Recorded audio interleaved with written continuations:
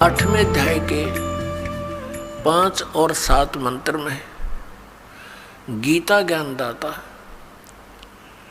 अपने विषय में बता रहा है कि मेरी भक्ति कर मुझे प्राप्त होगा, लेकिन ओम नाम का जाप कर, ओम नाम से जो परम गति होगी वो ब्रह्मलोक प्राप्ति है। ब्रह्मलोक में गए प्राणी फिर वापस आते हैं, जन्म मृत्यु में रहते हैं।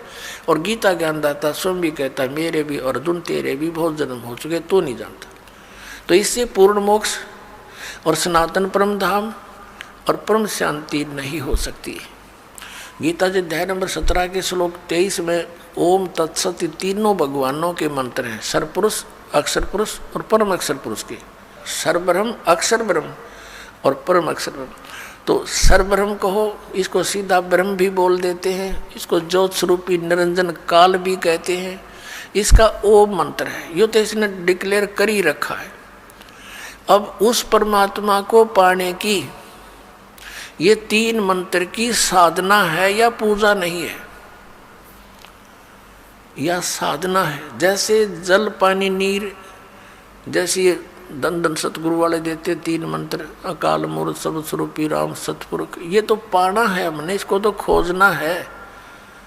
जैसे जल पानी नीर करता रहे, पानी का पता है पृथ्वी में जल है, वो मिले कैसे, उसके वो साधन खरीदने पड़ेंगे, लाने पड़ेंगे, बोकी मारनी पड़ेगी। सांस उश्वास की ये 2 मंत्र का ओम और तत् ये सांकेतिक है, ये अक्षर पुरुष का मंत्र है जिसको परब्रह्म भी कहते हैं। तो इन दोनों मंत्रों का श्वास उश्वास से जाप करना होता है। ये सांस उश्वास की बोकी लगेंगी और फिर वो क्या होगा, जैसे बोकी का काम है पाइप को जल तक पहुंचा देना, इन दोनों से जल बाहर नहीं आएगा, मिलेगा नहीं। फिर तीसरा हैंड पंप लगाना पड़ेगा उस जल को बाहर निकालने के लिए, प्राप्त करने के लिए, वो भी सेवा पूजा है। ऐसे ही इन 2 मंत्रों से, जो सतनाम के 2 अक्षर का मंत्र है, एक ओम और एक तत्, सांकेतिक दास बताता है इस पृथ्वी पर 21 ब्रह्मांड में इस दास के अतिरिक्त ना इस नाम से कोई परिचित है 3 मंत्र से, और ना ही कोई अधिकारी है, ये सत्कर मान लेना। और कोई देता है तो धोखेबाज है। यदि कोई इस दास से लेकर के कहीं ये शुरू भी कर रखी होगी दुकान का नीच तो पावेगा कहीं ना कहीं लुका छुपा, फिर समाज उससे भी बच के रहेगा और उसके फंसे हुए जाल के भक्तों को भी समझाने की चेष्टा करेगा कि गलत आदमी का फंस गए तुम। ऐसे तो ये दुश्मन पहले बतेरे थे जिन भ्रमित कर दिया, डबो दिया देश का देश, पूरे मानव समाज को गुमराह कर रखा। भगवान के शत्रु हैं ये, परमात्मा के बच्चों को मिसगाइड किए बैठे।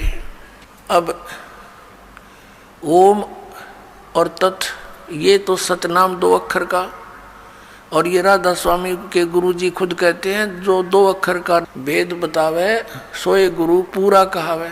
इन 1 अक्षर का बिना बेरा है तो 5 नाम काल के 5 उनका जाप करते हैं, जिस कारण से इनका मुखिया भी भूत की योनि प्राप्त किए हुए हैं और अपनी से सैबुकी में बढ़कर प्रवेश करके हुक्का पीवे और चूरमा खावे, रोटी खावे। अब खा यहीं पर खा धक्के, क्योंकि संत मिले नहीं और पिछली पुण्यकर्मी प्राणी थे ये महात्मा, आगे चार्जर ठीक मिला नहीं, सतभक्ति मिली नहीं, पिछली बैटरी डिस्चार्ज होगी, पुनक्षीण हो गए, भूता बनना था। फिर करोड़ों लोगों को गुमराह करने का दोष सिर पर रख ले गया, वो तो दुर्गति इसकी न्यारी होगी। ये सत्कर्माना पुण्यात्माओं, दास का कोई उससे भाई बंटवारा ना, कोई किसी चीज़ का हिस्से में साझा नहीं कि उसको उनको कोई झूठ बोल कर जनता को अपने पीछे लगा कर उनका कोई हिस्सा लेता हूँ, नहीं। परमात्मा ने इस दास को वो ज्ञान दे दिया जो किसी के पास नहीं, इसके बिना जीव का कल्याण कति नहीं। परमात्मा के बच्चे अपना जीवन नाश कर रहे हैं। मुझे बहुत रोना आता कई बार बैठ कर के, कौन सी साइड से समझाऊं भगवान, आप पर दया करिए अपने बच्चों को। आपने ये शुरुआत की है तो इसको पार भी लगाना परमात्मा, हम जीवों के बस का नहीं है इतने बड़े मिशन को सफल करना, आप ही दया करियो। तो पुण्यात्मा जो प्रसंग चल रहा है कि जैसे हैंड पंप लगाया, बोकी पहुंच गई, पाइप भी नीचे चलेगी, बोकी का काम हो गया पूरा। अब पाइप जो है उसके ऊपर एक हैंड पंप लगाना पड़ेगा।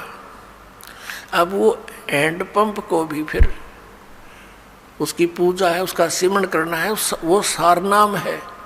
ये सतनाम है 2 अक्षर का, एक ओम और तत्, और सत जो है ये सांकेतिक है, ये सारनाम है।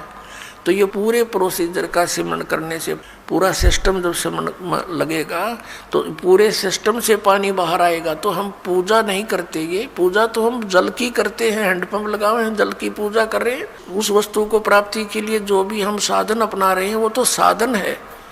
तो ऐसे ये साधना है उस परम अक्षर ब्रह्म के पाने की।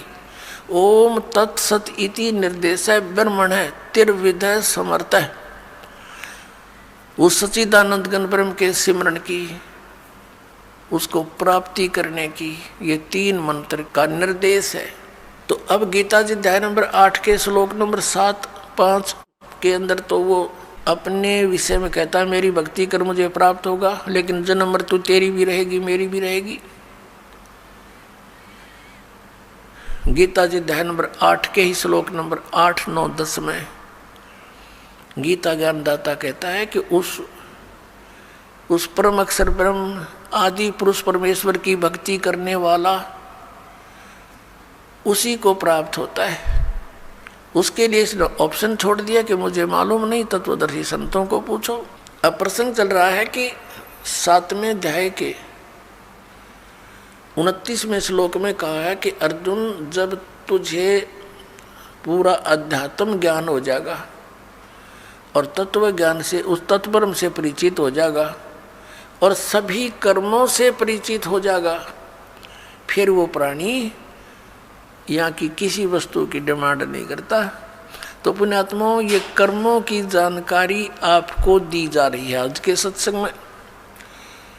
अब जैसे शंका आ जाती है कि एक तरफ तो विधान है परमात्मा का कि जैसे भी कर्म प्राणी करेगा उसका फल उसको अवश्य मिलेगा, दूसरी तरफ ये कहा जाता है गुरु बिन माला फेरते गुरु बिन देते दान, गुरु बिन दोनों निष्फल हैं चाहे पूछो वेद पुराण। वे गुरु जी के बिना कोई दान पुण्य करते हैं वो व्यर्थ है, भक्ति भी करते हैं वो भी व्यर्थ है। दूसरी तरफ ये भी कहा गया भी जैसा कोई कर्म करेगा चाहे कैसा भी है वो भी उसको फल मिलेगा, बिल्कुल सत्य है। अब जैसे इन संतों ने मनमुखी जाप किए, किसी वेद के एक मंत्र को लेकर उसको सिद्ध करने के लिए सैकड़ों वर्ष बैठे रहे।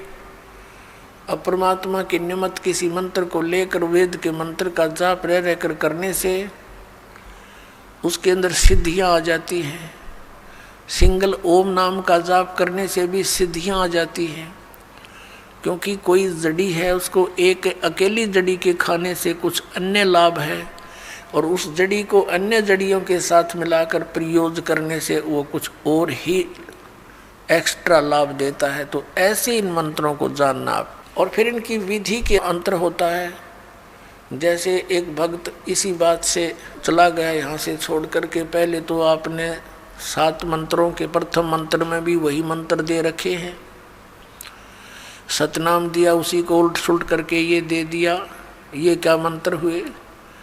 तो ये अज्ञानी व्यक्ति जब तक ज्ञान समझ में नहीं आता वो नाम भी लेकर भी अपना जीवन व्यर्थ कर जाते हैं।